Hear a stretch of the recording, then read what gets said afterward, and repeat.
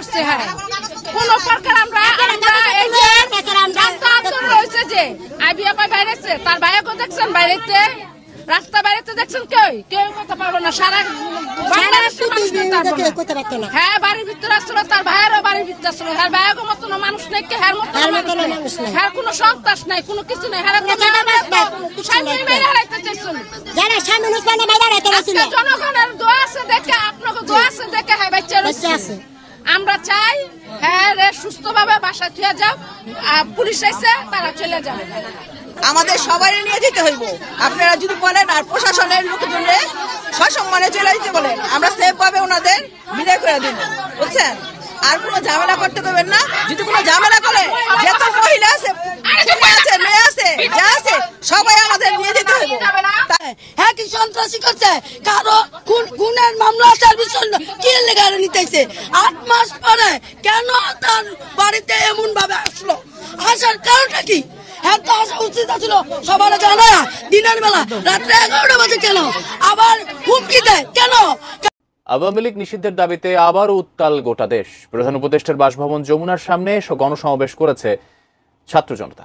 এই দাবির প্রেক্ষিতে এবার বিবৃতি দিয়েছে অন্তর্বর্তী সরকার। ছাত্র জনতার এই দাবি গুরুত্বের সাথে বিবেচনায় নিয়েছে বলে জানিয়েছেন তারা।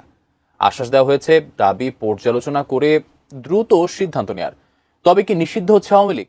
দর্শক, একদিকে আওয়ামী লীগকে নিষিদ্ধ করার দাবিতে বাংলাদেশের আনাচে কানাচে রাজপথ, রাজনৈতিক প্রাঙ্গণ শুধু উত্তাল এবং উত্তাল।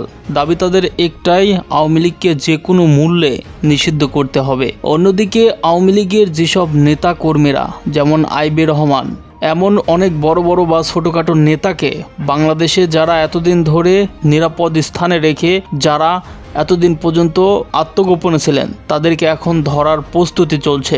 একদিকে যে কোনো মূল্যে আওয়ামী লীগকে নিষিদ্ধ করতে হবে, অন্যদিকে যে কোনো মূল্যে আওয়ামী লীগের নেতাকর্মীদের বাংলাদেশে যাতে শাস্তির একটি ব্যবস্থা করা হয়, এর জন্য আবারও বৈষম্য বিরোধী ছাত্র আন্দোলন সহ বাংলাদেশের রাজনৈতিক দল উঠে পড়ে লেগেছে। এ নিয়ে এবার ফেসবুকে মুখ খুলেছেন এই অন্তর্বর্তীকালীন সরকার ডক্টর মোহাম্মদ ইউনূস। তার আশঙ্কা, অবশ্যই জনগণের নেতৃত্বে যে কোনো একটি সিদ্ধান্ত গ্রহণ করতে হবে। তাছাড়া বাংলাদেশের ছাত্র জনতা এবং জনগণ আবার নতুন করে আরেকটি জুলাই গণ অভ্যুত্থান ঘটাতে পারে। তো দর্শক, চলুন আর বেশি দেরি না করে ভিডিওতে একটা লাইক দিয়ে চ্যানেলটি সাবস্ক্রাইব করে ধারাবাহিকভাবে ভিডিওটি শুরু থেকে শেষ পর্যন্ত দেখে আসি।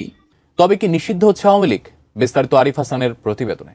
জুলাই গণঅভ্যুত্থানের মধ্য দিয়ে অন্তর্বর্তী সরকার গঠনের 8 মাস চলছে। সংস্কার এবং বিচারের আশ্বাস দিয়ে নতুন সরকার ক্ষমতায় বসলেও সংস্কার এবং বিচার প্রক্রিয়ায় ধীরগতির কারণে বর্তমানে নানা প্রশ্নের মুখোমুখি হচ্ছে। অভিযোগ রয়েছে, সরকারের অনেক উপদেষ্টা দেশের রাজনীতিতে আওয়ামী লীগকে পুনর্গঠনের চেষ্টা চালিয়ে যাচ্ছে। সম্প্রতি আওয়ামী লীগের অনেক নেতার গোপনে দেশ ছাড়ার খবর সেই অভিযোগকে আবার উস্কে দিয়েছে। বিশেষ করে জনমনে তীব্র প্রতিক্রিয়া দেখা দেয় সম্প্রতি সাবেক রাষ্ট্রপতি ও হত্যা মামলার আসামি আব্দুল হামিদের গোপনে দেশ ছাড়ার খবর সামনে আসার পর। ছাত্র জনতার আওয়ামী লীগ নিষিদ্ধের এই দাবির প্রেক্ষিতে শুক্রবার প্রধান উপদেষ্টার ফেসবুক পেজ থেকে একটি বিবৃতি দেওয়া হয়।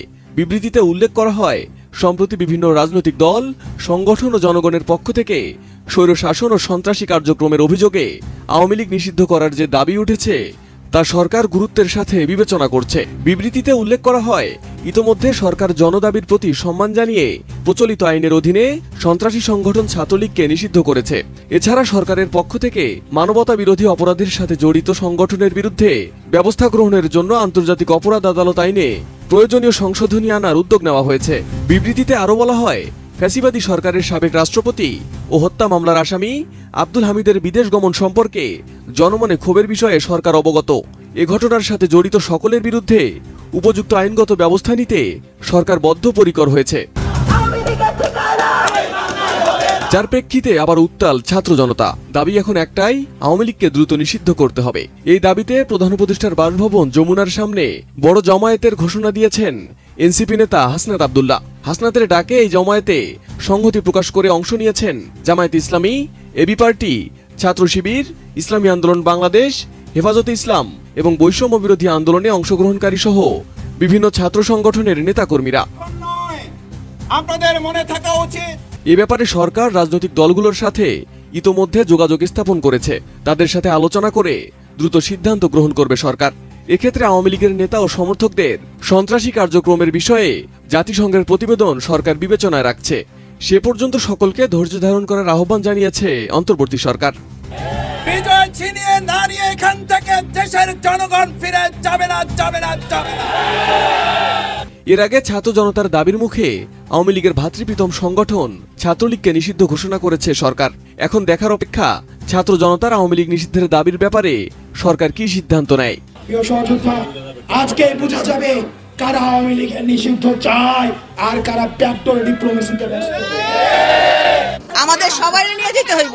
আপনারা যদি বলেন আর প্রশাসনের লোকজনরে সসম্মানে চলে যেতে বলেন, আমরা সেফ ভাবে ওনাদের বিদায় করে দিব, বুঝছেন? আর কোনো ঝামেলা করতে দেবেন না। যদি কোনো ঝামেলা করে, যত মহিলা আছে, মেয়ে আছে, যা আছে, সবাই আমাদের নিয়ে যেতে হইব। হ্যাঁ, কি সন্ত্রাসী করছে, কারো খুনের মামলা আসার বিষয় কি লেগে নিতেছে। 8 মাস পরে কেন তার বাড়িতে এমন ভাবে আসলো, আসার কারণটা কি? হ্যাঁ, তো আসা উচিত ছিল সবার জানা।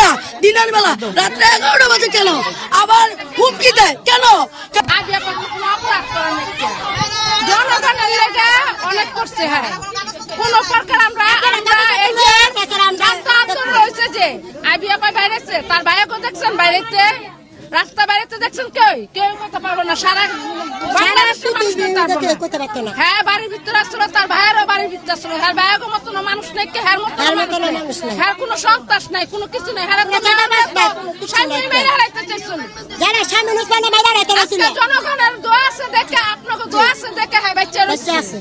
আমরা চাই হ্যাঁ রে সুস্থভাবে বাসায় থুয়ে যাও, পুলিশ এসে তারা চলে যাবে।